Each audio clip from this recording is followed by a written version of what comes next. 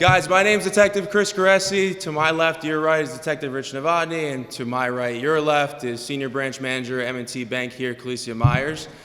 We came last year. If you guys had the opportunity to be here last year, we were here to go over some common trends and frauds that we were experiencing that we see mainly in Detective Bureau that come up to us for investigation purposes. This year, we kind of want to reiterate the things that you guys might not have had the opportunity to be here last year, and some trends that are changing. So without further ado, we're going to get right into it. Good morning, everybody. I'm Detective Rich Novotny, and right now we're going to be talking a little about fraud. So what is fraud? It is wrongful or criminal deception intended to result in financial or person gain. A person or thing intended to deceive others, typically by unjustifiably being credited with accomplishments or qualities. Can anybody else talk about what they think fraud is, besides what I just talked about? Could you do us a favor and just record a little bit slow? Sure. Okay, thank you. Do you guys understand what fraud is? Right there? Do everybody have like a common idea? Yeah. Okay, good. Hey, can everyone see that screen? I know it's a little small, but you guys can see it, okay? Hell no! If you can and you want to move up, now would be a good opportunity. We're going to cover everything that's on the screen anyway, but it's just for evidence.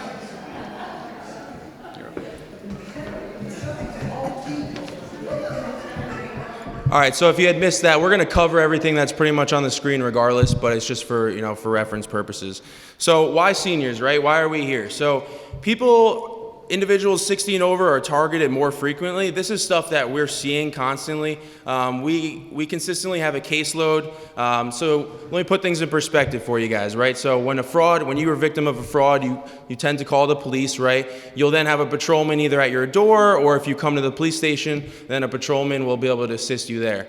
Once the patrolman takes the initial report, if there's an investigation to be had, then he will then pass it up to the investigative section, which is known as the Detective Bureau, which myself and Rich, that's our function. So at that point, then we would get involved and contact the victims and kind of figure out what's going on, see if there's any information that's missing, and see how we can assist.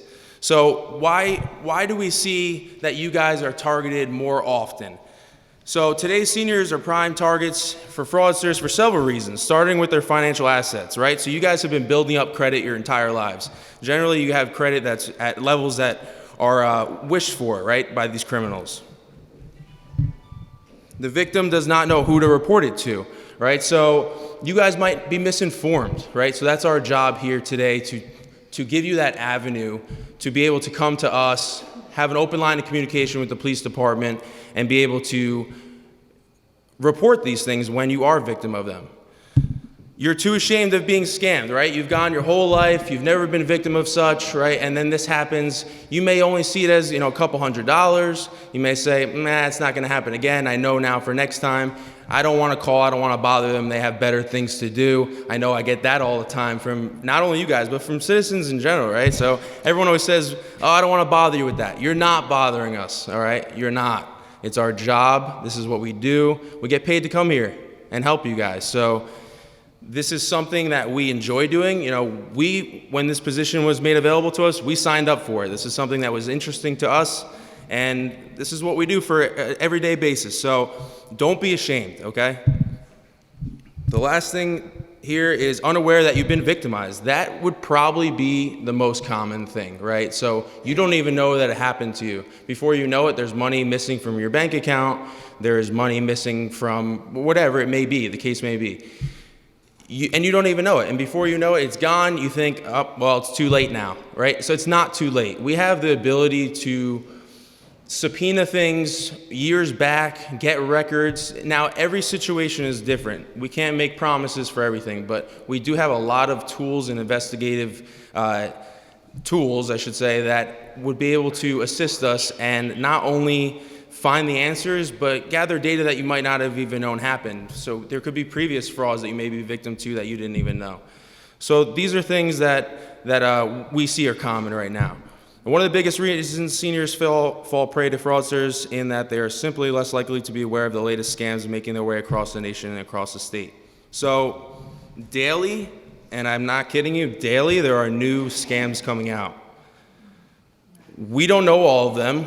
We know a lot of them, but there are a lot. And yeah, I mean, every day we see videos of new ways people are getting scammed. So while we are knowledgeable in a lot of them, and we see things repeatedly on a consistent basis, I would say that there are just constantly new scams coming out that it's impossible for everybody to know about. Like I said, it's our job, and we don't even know every single one.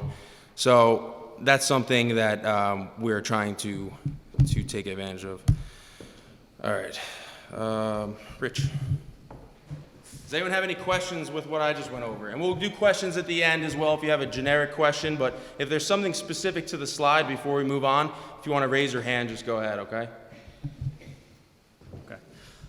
So a lot of the common scams that we see nowadays, they range from IRS or the government reaching out to you.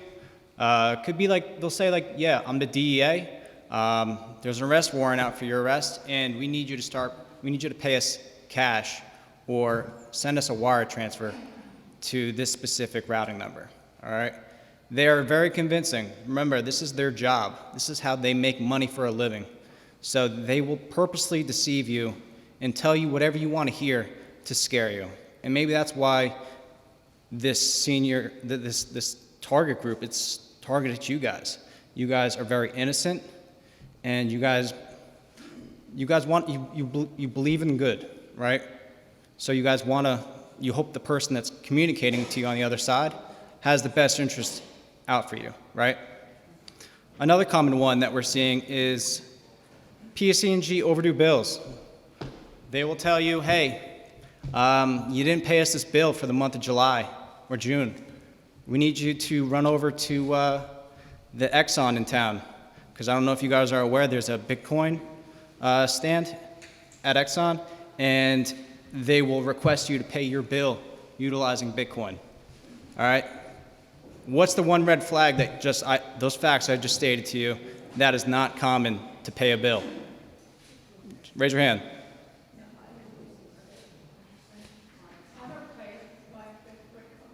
Right.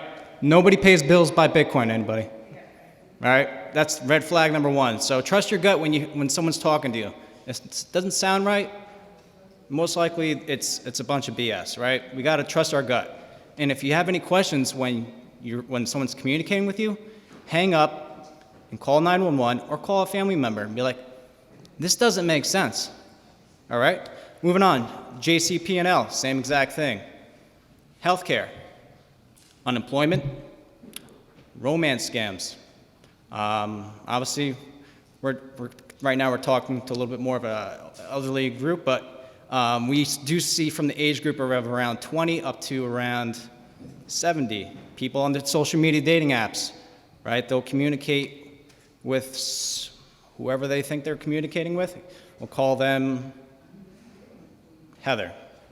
They'll think they're talking to a Heather, and in reality, it's some guy over in Nigeria that is scamming you to send over some money. And they will purposely try and extort you by asking you to send photos of yourself and then request some type of monetary payment. Online dating apps, expired warranty on your vehicle. Raise your hand if you ever got that phone call saying, yeah, just want to let you know your warranty is just expired. All the time. They'll call the police station. I'll say, Detective Novotny, and I'll tell them, no, our vehicles are fine. Thank you so much. I appreciate you calling. Again, listings of houses for sale. One of the new ones that we saw this year was, I'm not going to say the address, but was on Long Hill Road. And the suspect resided in Nigeria. And what they purposely did was they went on, I believe it was, what are the more common, was it like Zillow? They'll go on Zillow and they'll look at properties for sale. And they'll actually use that exact property details, and they will create their own link, their own contact information, and they will ask you, if you're interested, use your property to advertise it, and then try and, when they get somebody that's a victim, they will try to extort them out of some type of money, saying, okay, well, if you guys want to come see it, here's this little fee in order to reserve your time frame if you want to check out the property. In reality, they're never going to show up. Insurance fraud, credit card fraud. Anybody in here been a victim of credit card fraud? I'm sure all of us, right? We get those $5 transactions that did not occur, right? The transaction occurred in California or someplace, or meanwhile we're in New Jersey, in Long Hill. Phishing. Anybody know what I mean by phishing? And it's not what I mean when you go on the water and you throw a line in the water. Good. I think I had something the other day when they said you had Medicare A, but now you have Medicare B, and they trying to go on and on and on, and I just hung up from them, but it was very weird, so. Okay, that's close. So, okay, so when we talk about phishing, I mean, if you get an email, they will try and have you click on this link to then proceed to another domain, all right? And that domain is purposely fraudulent, and they will have all this beautiful things to make it believe legit, and they will try and extort some type of credentials out of you, your social security number, credit card information, your date of birth, anything and everything about you. And that's just a quick little synopsis about phishing. Bail scams. Believe it or not, people are using bail scams in this country, and what they're telling you is it's quite disgusting, but they'll say if you have a daughter or a family member, they will tell you that your family member was just injured in a car accident, and right now they're in jail, and that person needs to be bailed out of jail because the person that they just hit is in critical condition, and they will tell you this disgusting sob story so that you will go to the bank and pull out thousands and thousands of dollars to give to them. And they will come to your house, and they'll say, yeah, I'll have somebody in a Ford Explorer be at your house in 30 minutes. And they'll make sure that money's ready to be picked up, and then we'll contact our attorney to let you know that your daughter can then be released from jail. All right, so like I get, trust your gut. If it doesn't sound right, call your family member or call us. All right, we will then, if you're really unsure, we'll follow up for you, or call that agency and see if there's actually has been a critical incident that occurred. AI. So AI, it's still very new. We're not quite sure what the common trends are for fraud, but I can imagine it's going to be utilizing your voice, and what they'll do is they'll be able to have an exact recording of my voice, and it's almost like if I'm talking to Chris, they will have someone speaking on the other line with my voice saying, I need you to send me this money, send it to this routing number, because I'm in trouble. That's something that's new yet. We haven't seen that yet in town, but just be careful of the information that you give out. And grandparent scams. Chris, do you have anything else you'd like to add on? Okay. That's the last thing we have to say about grandparents, right? Yeah. So you want to finish that, and I'll just take. I really don't know about grandparent scams. Okay. Well, yeah, that's kind of similar. So I just want to reiterate one of his last points that he just made too, how important that really is, right? So you get that call for PSE&G, you get that call from Long Hill Police, you get that call from AT&T, Verizon, whoever it may be, and they're representing whoever that person is, right? If you by any means are unsure, it is fair game to request a callback number, hang up, call them back. I understand going through those phone trees sometimes is a pain, but to have that peace of mind, it's scary right now. You really don't know what he was saying about with the AI voices. I want to repeat that as well. I don't know if you guys really understand how legitimate that is. It could be me talking to him on the phone using his mother's voice, and I can tell him whatever I want with using his mother's voice. And I don't know if you could switch genders like that, but I can I can pretend to be his mom, and he would have no idea. You know, how ridiculous is that, right? So like, you're home, you think you're getting a call from a family member, and now you have to even question that.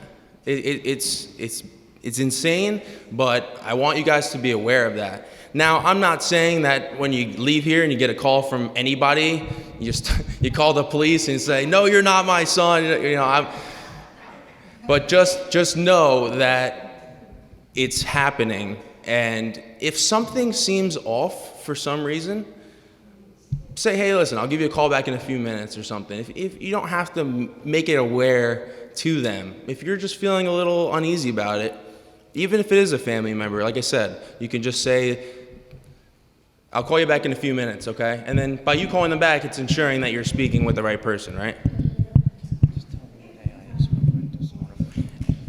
And AI is artificial intelligence, if you guys didn't know that. That's something that we're seeing obviously beyond law enforcement, right? So AI with robots and everything. So that's something that's not going away. It's becoming way more common. Just because we haven't seen it yet doesn't mean it's not here, and doesn't mean it's not coming here. Does anyone have any questions about any of what we just went over? I know that was a lot. Chris? Yeah. From the internet standpoint, I've gotten at least 2 or 3 times a week. Your account's been closed, whether it's PayPal, Amazon, whatever. I don't have that account, so obviously I just delete it. But tell us what goes behind your account's been closed, and if you click on the link. Okay, so if you guys didn't hear in the back, his question was he often gets emails that say your account's been closed from PayPal or whatever service provider it may be, and he's saying whether or not he has those services or not, what do you do? What would be the appropriate action? So definitely do not click on any of the links with inside the response. Okay, that's number one. So yeah, so that's basically like phishing, what he was explaining, right? So you don't want to click anything within the body, right? So you could be getting something that you think is from PayPal. Say you do have a PayPal account and it says paypal.com, right? But it doesn't, it says wwm.paypal.com. Like something's off, right? So like something with the email or something, the @ symbol is an exclamation point. It could be something very small that you don't catch initially because it looks legitimate. That's their job, like Detective Novotny said.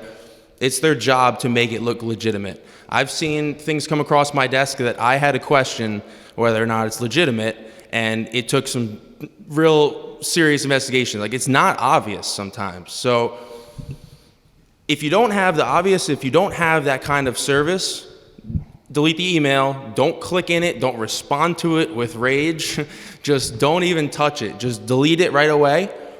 If you do have that kind of service, I would then check with their customer support in a different way. I wouldn't necessarily respond to that email. Now it's tough, right? Say you have a QVC account and you ordered something and it gets delivered and now you want to return it. And you got an email confirmation saying it was delivered, right? And it was delivered and now you want to return it. That's probably legit, right? You got an email receipt, you got the product, now I'm looking to deliver it. I'm not saying you can't respond to these things, but if you get something out of the blue that you're not familiar with, that there's been no reason for there to be action on the account or the service provider, whatever it may be, then don't be so quick to click it, respond to it. When in doubt, you can give us a call. I know a patrolman would be happy to go over there and just check it out and give you a peace of mind versus you guys getting victim of a scam and then there's a whole report and then now you guys are out some money. Yes. Oh, I'm sorry. Before I take your question, does that answer your question? Okay. What do you do when you get an email that says you have won or we have deposited in your account and I don't even have that account, et cetera, et cetera? Do you, see, I'm afraid to open any emails that I don't know anything about. The same thing as I do with the telephone. If somebody calls me and I don't know what that number is, I don't answer the phone. But I don't know how to respond with these emails, if I should open them or if I should just, delete them. So I definitely wouldn't, for anyone who might not have heard, the question was there's sometimes emails that she receives that say you won some sort of money or a prize or something. are you to respond? Are you to open them? No, I would not open them. I can guarantee you that nobody's giving you free money unless you signed up. Yeah, like I've had, trust me, I had cases come across my desk that, you've won, $1 million. You have to send us $1,000 first to get your $1 million. And it sounds great. Sure, it's a $999,000 profit, but you have to understand that that's not a thing, right? So especially if you didn't sign up for anything, if you're getting something that just sounds like it could be fake, it likely is. Now, on those emails, I will say the only button that I would press, and this, I would tread lightly with this, but the only button I would press is on the bottom. Sometimes there's an unsubscribe button.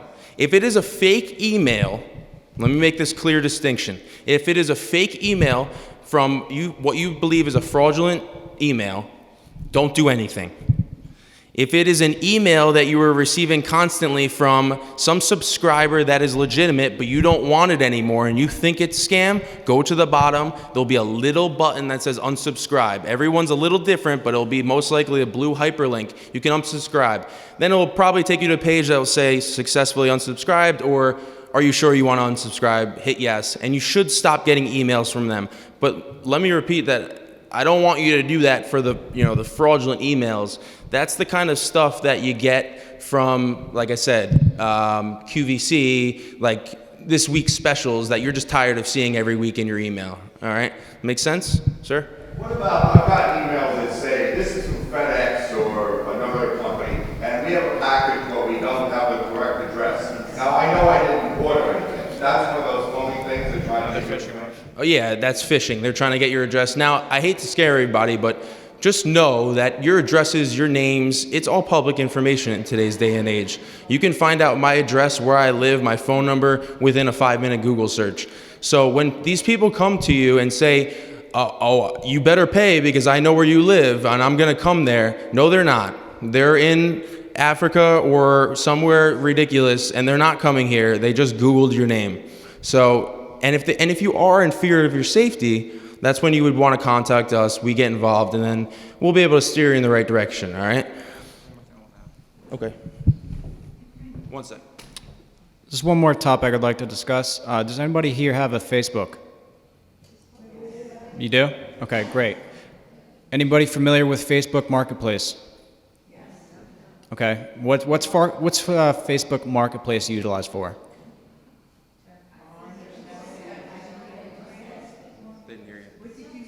What is Facebook Marketplace utilized for? It's like similar to Craigslist, right? You sell stuff. One of the more common things that we do see nowadays is people, just like you, are selling items, and the suspect will reach out to you saying, yes, I'm interested in buying your chair or your table. Say it's listed for $500. They will then say, unfortunately, I can't write you a check. Do you take Venmo or PayPal? Something like that. All right. What they'll do is they have these, like I said, these guys are professionals. They have domain websites that are built to tell you, saying, hey, I just paid you. I just paid you $500. Did you receive it in your bank account? And you'll most likely you'll say, no, I didn't receive it. And then we're like, okay, I'll try again. Obviously, it's fraudulent. Now they'll say, I just sent you $1,000 because the initial payment was $500, right? What they'll end up telling you is, hey, listen, I just sent you $1,000. It's showing I sent the money to you. Can you at least credit me the $1,000 so we can fix this matter and I'll figure out another way to pay you? You think it's crazy. I see it once a month, if not more. All right? They will try and manipulate you and play with your mind and tell you whatever you want to hear specifically to deceive you, okay? So just be mindful. If anyone's trying to pay for something, all right, and somebody wants to buy something offline with you, try and meet up with the person. Go to a bank. go to a place that has cameras, okay? So everything can be documented, all right? If you have cameras and the guy is trying to pull a fast one on you, at least if he does somehow deceive you, we have the accessibility to pull that video surveillance footage, get his license plate, and we also, when we talked about AI also is specific to facial recognition.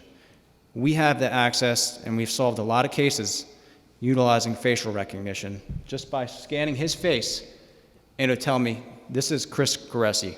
He resides at this address. He has a full criminal background, everything. All right, so if you guys are on these websites and you guys are trying to sell stuff or just kind of communicate with anybody, just understand if there's some type of monetary payment, think twice, all right? You want to play this video?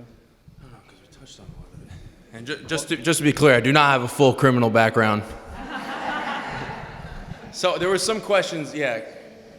I just read somewhere where a person got a phone call and the caller said, "Can you hear me?" And, you say yes, and then they use that somehow. Yeah, that was pretty common actually a few years ago, where you just by saying hello or yes was getting you jammed up. I haven't seen that too much recently, personally. I don't know if it's just not trending in the area or it's not trending so much anymore. Maybe they found a way to go around it, because I always thought, like, what can you really do with me saying yes? I mean, do you authorize this charge? Yes. I don't know. It's tough, That's a typical answer. That's nature to respond. Yeah, I can hear you. What's up? But I would just, I wouldn't say don't say yes, but just try and be aware of the surroundings. Or if they say, can you hear me? Can you hear me? Give it right back. Before I get to your question, there was one thing before it slipped my mind. What did you end on talking about? Facebook Marketplace? PayPal? Oh, about Facebook Marketplace and just selling things online in general. Detective Novotny touched on meeting somewhere with cameras and stuff. We offer our police station here in town as a public meetup spot, okay? 264 Mercer Street. Come to the police station. I think there once was a sign on the building that said public meet spot that probably washed away in one of the floods, but it is a public meetup spot. Please feel free to, you don't have to notify us, just utilize the parking lot. People use it all the time. Okay, so if that's a place that you feel safe, if you want an officer present, you can request that ahead of time. We can do our best call volume pending. Okay? Question? Yes. Has there been any reports of people driving around on a Segway trying to sell it's a pest company? Yeah, so the question was with solicitors. Yeah, so in town recently, with the break of the good weather here, you've probably seen a lot of soliciting action. I do the soliciting permits for the town, and I can tell you that we have no permits for this town for this year. So if you have a solicitor and they're trying to sell you something that would cost you a monetary value, they're required to have a permit, okay? Now, if they're coming to just give you information, they're not required to have a permit. You're also not required to open the door. You can tell them no thank you and close the door, but the only way they're really soliciting is if they try and offer you a service that would require some sort of payment. You can contact us. We have officers respond to the area, try and make contact with that person, and handle it accordingly and let them know. Unfortunately, we're going to keep getting them because there's, like you said, pesticide companies that roll in all the time. It is possible that the next one you get at your door does have a permit. Just ask them for that, okay? Does that make sense? So just when they come to your door, just say, do you have a soliciting permit? If they say no, and you do not wish to talk to them, have a good day. You can also go get a no-knock window sticker that we have at our police station. I was actually going to bring some, and I think they said 22, so I didn't bring them. But there are no-knock permits, and you can put it on your window right by your door or anywhere right by your front door, and that's supposed to deter them from knocking as well. Does that answer your question? Protect yourself from the scam where they're able to transfer the ownership of your home. So they successfully transfer the ownership of your home? They haven't done it to me. Oh. I'm hearing that's happening. Have you guys had any cases in the area? Yeah, I personally have not heard of that. That is the first time I'm hearing of that. Did, Somerset County had one person taken, I didn't think it was maybe you guys. That would require them obtaining a lot of pertinent information and that. yeah, I mean, you definitely want to refrain. So I guess I'm kind of missing. Was it a situation where, was it a specific situation you're talking about, or was this just an overall subject? I read about it in the R Okay. magazine. Okay. I mean, so if there was a general rule of thumb, I would say, refrain from signing documents that you don't know, answering emails like I reiterated.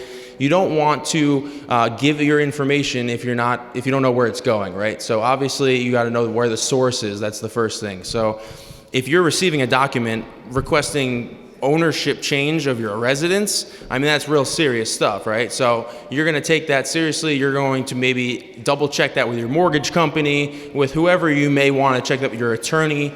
I would definitely, I haven't heard of that. I will look into that a little further.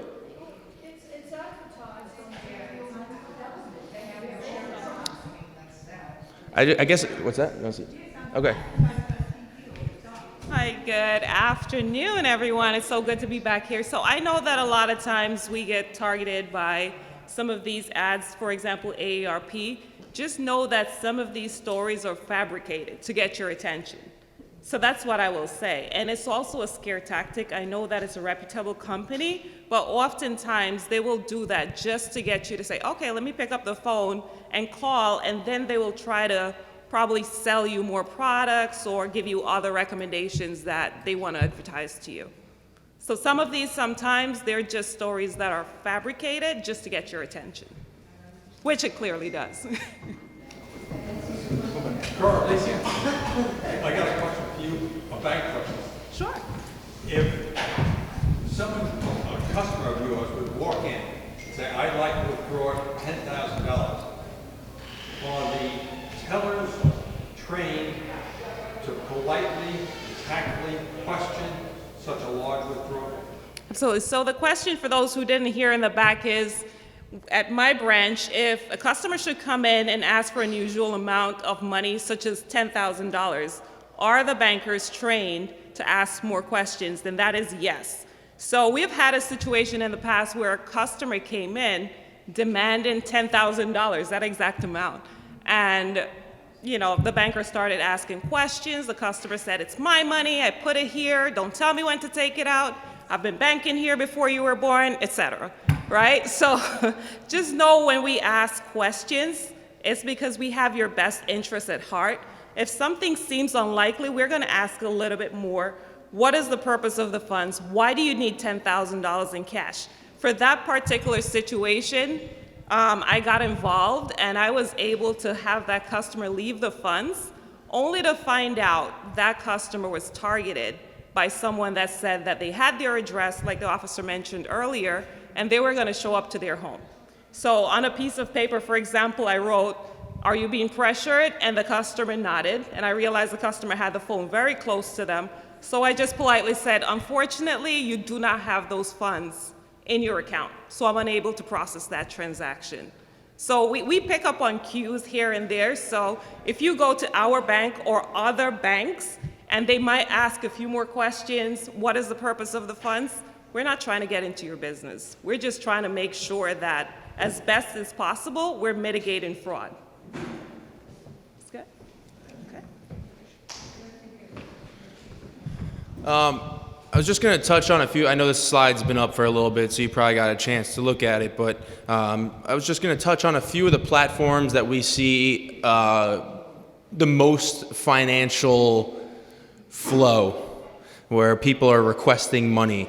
So Zelle is a big one.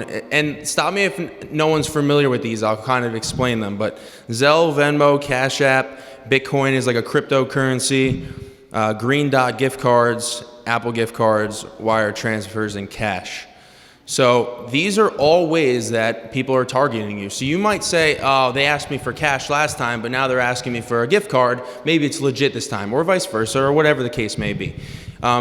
they will try different avenues, right? So they're going, it's like we said earlier, this is their job. They're going to try and trip you up and constantly try and change it up. And every service is going to ask something different from you, right? So with these gift cards, that was a big thing we were seeing for a while, and we still do see it sometimes. They're going to request you to go to a local place like Walgreens, CVS, your local pharmacy, and Target, wherever sells gift cards, pretty much everywhere nowadays, and they're going to ask you to load X amount of money, say, for example, $500 to these gift cards, and then send me the numbers on the back of the cards, because they don't accept your credit card. Now, I don't know any service that doesn't accept a credit card, and if they don't, they're certainly not going to tell you to go to the local pharmacy and get a gift card. They're not. No one's going to ask for that. It's gotten so bad to the point where these cashiers in these places, when they get asked, if they've been there long enough, when they get 2 or 3 gift cards on their counter and they say, can you load 200 on these, 200 on these, they're trained to deny it, or like Alicia had mentioned, ask some questions, because that's not normal. Now, if you go in there and you get 3 gift cards, $50, $50, $50, and you got 3 greeting cards with it, that might be a little more normal. But if a guy comes in there and gets 6 gift cards and puts $1,000 on each one, that's a little weird, right? So at the very least, we would appreciate when that local pharmacy or store at least contacts us and lets us be aware, because that brings us back full circle to the victim who doesn't even know they were victimized, right? So they're at home, they delivered these cards, they think they're in the clear now, but really they're out $5,000, whatever the number may be, and they don't even know it. They think that that's what they had to do. All right. Bitcoin itself was a major cryptocurrency, and it still is. It's the leading one, but there's a lot of different cryptocurrencies that they ask for. If that's something that you are into with trading crypto and investing in that, be careful. I have several cases on my desk right now. I'm sure Detective Novotny does as well with cryptocurrency, with people. So just be careful. It's very easy to get tripped up in it and get lost in it because it's all online, right? So it's normal, right? You think you're just doing normal procedure online, but you could be on a different site. I don't know. I'm not too into crypto, so I can't give you all the info. Zelle, Venmo, Cash App, all that stuff, those are just platforms on your phone. Like, you guys know what those are, right? To send money to somebody. What's that? Tell us. So. You have grandchildren out of state. You don't want to send them cash. You don't want to send them a check, because then they may not cash. And they'll say, put it in the Venmo account. I have no clue. Okay, so your grandchildren are requesting you send them money via Venmo. No, they'll say, put it in, Okay, yes, gotcha. Yeah, no, I hear what you're saying. Yeah, so Venmo is just an application that would be on your phone that ties to your bank account, and it's basically a middleman, so it'll pull your money from your bank account and send it to somebody else's bank account. It's similar to like a wire transfer, but the application serves as a transfer. So once you hook up your bank account to these services and say, oh, I want to send Rich $10 because he bought me lunch. I just go open the app, search his name, $10, boom. It pulls from my account, goes to his account instantly. It's safe to a certain extent. You want to talk about it? Yeah. So Venmo, that's a third-party app. It's not really linked to a bank account. So wherever you bank, what I would recommend is find out from them what form of payment options they have. Zelle is probably the most common amongst all banks. And when you send a transaction through Zelle as opposed to Venmo, what happens is the bank monitors that transaction because it's on their platform. When you send through Venmo, that's just you taking your own risk with no recourse. So Zelle, I would say, is a preferred method because it's on your banking platform. And most banks has Zelle. So just about every single major bank has Zelle on their platform. Those transactions are monitored. Transactions in Venmo are not monitored. So for example, if we have a client that never sends any funds through Zelle, all of a sudden we see 1,000, 1,500, 50, 20. then that is a red flag, and then you'll find out that when you go online the next time, your online profile may be blocked, prompting you to call us so that we can discuss the transactions. If it's fraud, try to get ahead of it, try to get back some of the funds for you. But if you use Venmo, there's no real way to trace it. And there's no customer service that you can essentially call.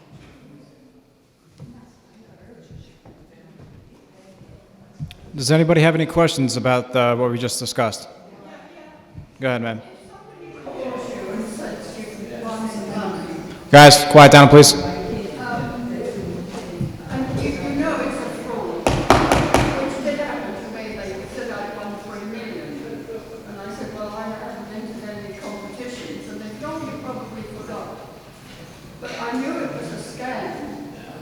Now, is there any way for you to trace that call back so that you can, get them for what they were doing? So, to clarify, you were... This person called me. Okay, They said I wanted money. I knew it was a scam. okay. But Is there a way that we can trace that phone number back? I called you and said, this person called me. Could you trace it back on my telephone to these people? So we have the accessibility specifically just for law enforcement. So say the number is 908-647-1800.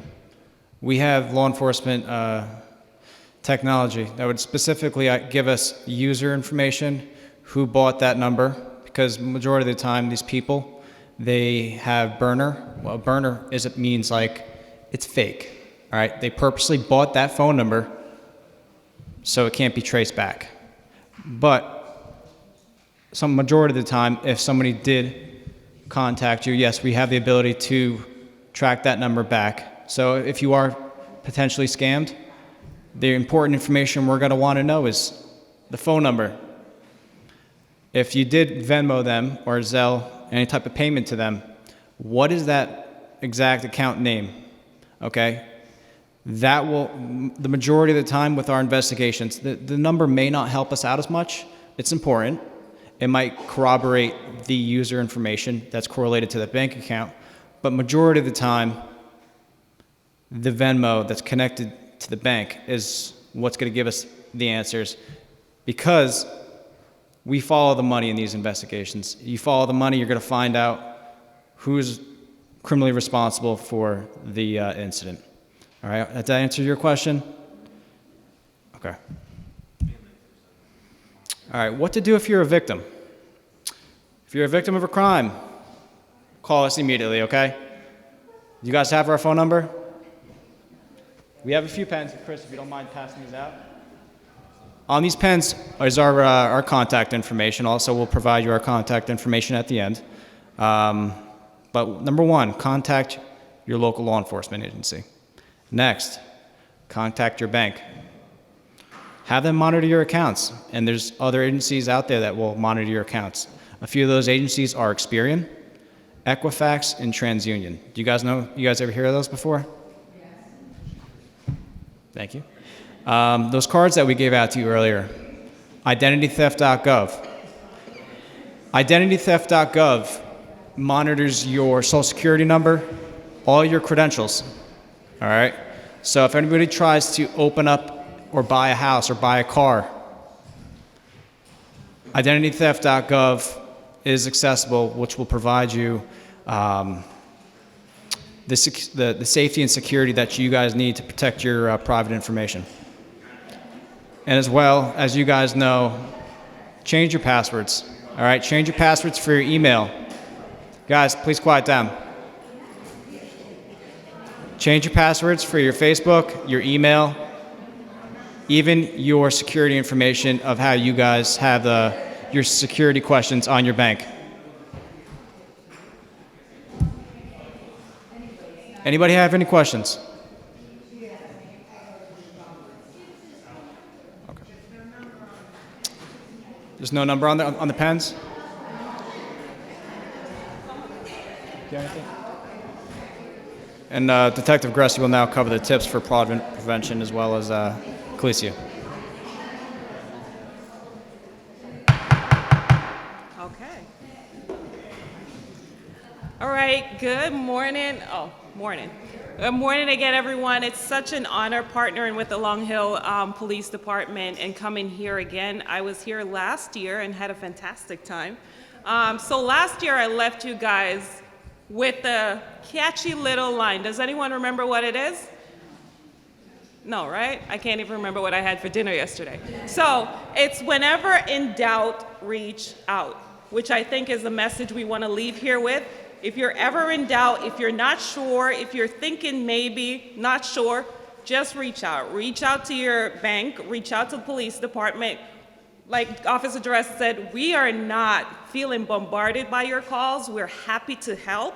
We're happy even if it just turns out that it's not exactly what you thought it was.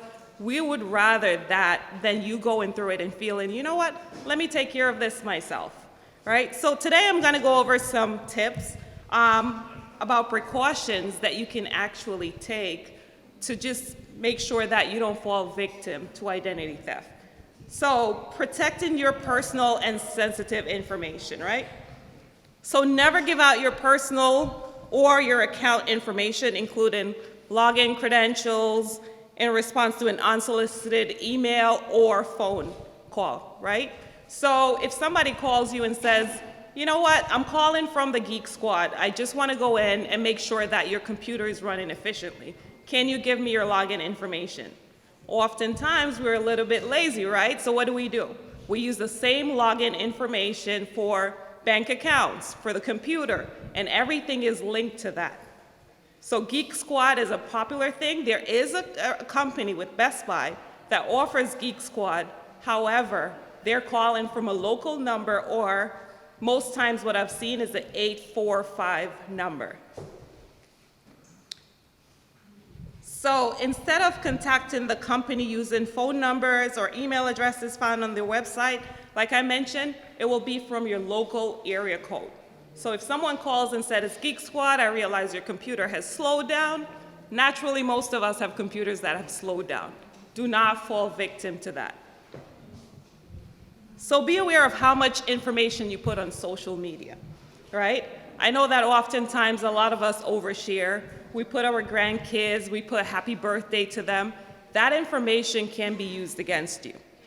All they need is to go on social media, and a lot of us live our lives through social media. What we had for dinner yesterday, we post, oh, it's my birthday today. People wish us happy birthday.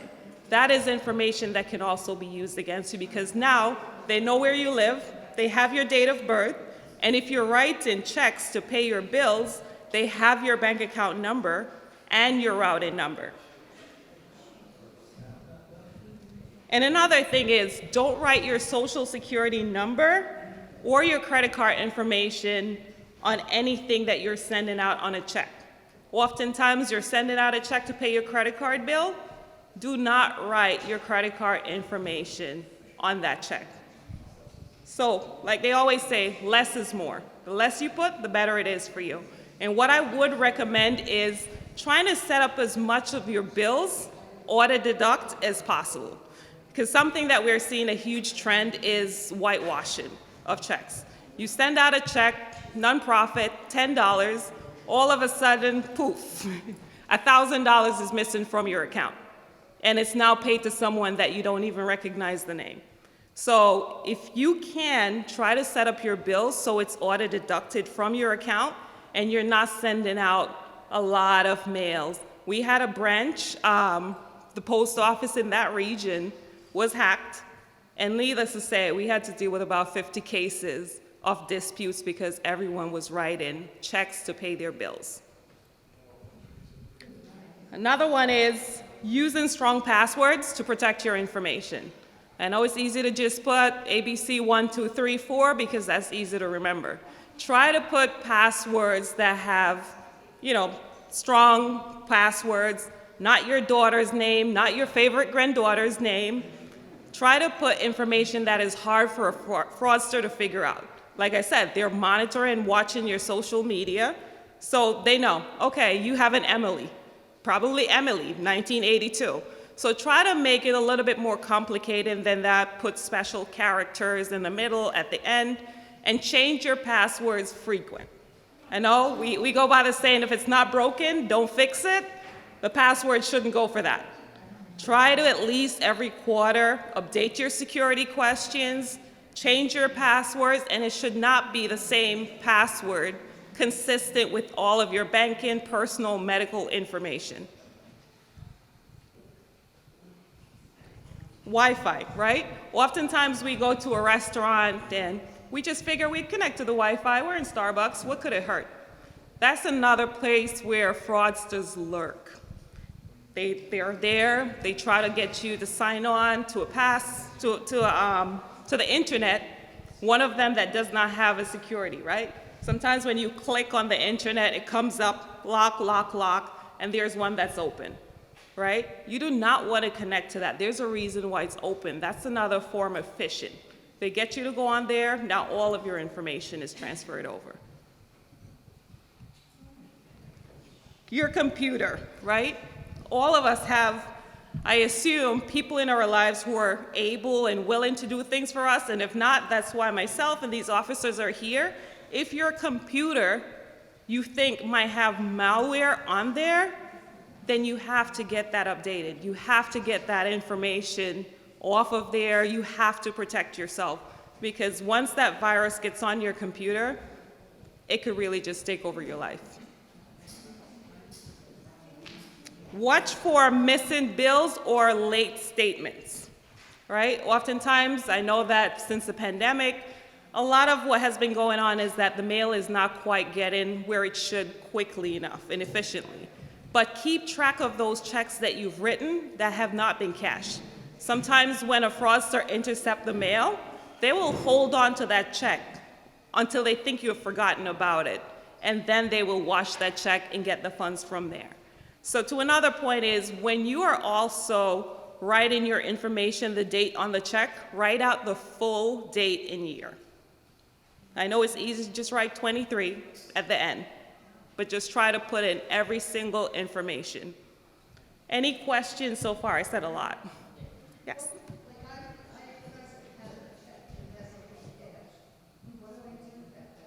So if you have a check that has not been cashed and it's well over the time, if you realize that now it's going to make you past due on that bill, what I would recommend is to reach out to your bank. You may have to put a stop on that check, because you don't want that check to just be out there somewhere. But if you contact your bank, we could just take that check out of circulation. So if they should wash it, present it, that check already has a stop payment on it. Good question. Any other questions? When you pay your bills by check, okay, they always ask you to put the account number on it, and you're saying don't put the account number on the check. So what I would say is put the last four. Put the last four on there, not the full account number. Because on the check, it will have your name as well, so they should be able to tie your name to the last four. Because remember, a lot of times when fraudsters use credit cards, all they need is a credit card number, right? We can guess just about the expiry date on any credit card. If they've probably seen the last one, they could just play around with the expiry date. But if you give them the whole number, then that's ammunition for them. Okay? You're welcome. So we really shouldn't be sending checks out to all these people that need donations. That's Hard, you know, all Right. these associations, all these religious organizations or military organizations, they're always looking for a donation. so I'll say this. Send a check out. Yes. That's kind of business, right? So in the end, only kindness matters, right? We should still be given to charitable organizations. However, most of them will have an option that you can call in that payment for a one-time payment. I'd very much prefer if you did that as opposed to send it out in the mail, and now that $10 donation now costs you $1,000, $10,000, and you having the disruption of closing your checking account, having to switch your Social Security over to another account, and all of that disruption. I Yes? have one question. Sure. When a company asks you, like, the line or the, and you want to put down, instead of sending them a check, you want to put down your credit card number, is that okay to do? So what I will say is you want to make sure that if you're accessing a website, it is a legitimate website, a website that you can trust. Because there's a lot of websites, like the officer was mentioning earlier. So for example, instead of PayPal with just PAYPAL.com, it might be PayPal, PAYPALL.com or .com, right? So you want to make sure that it's a trusted, reputable site before you do that.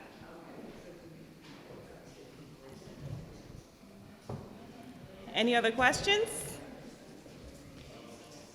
All right, so repeat after me. Whenever in doubt, reach out. There you go.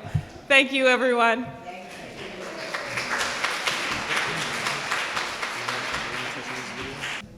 So while we wait for the Wi-Fi password, I'm just going to discuss a few of the common fraud cases that are on my desk right now. For one, we talked about checking the domain address. All right. If you guys are communicating with somebody via email, all right, and say it's a company that you want to buy something from, all right, keep an idea or keep an open mind of even though you guys do communicate back and forth, and usually there is a receipt of all your prior conversations, check the domain address, because sometimes if there is a fraud that's current or some type of fraudulent activity occurring, they will change, instead of being Amazon.com, they might change that O to a P. That's an Amazon, and it'll be something so minor, so minute that you guys won't pick it up. And it's very easy for people to buy a domain. If anybody knows what a domain is, it's a website. Okay, one of the providers for a domain address. It's everybody here at GoDaddy.com. Seen those ads on during the Super Bowl, right?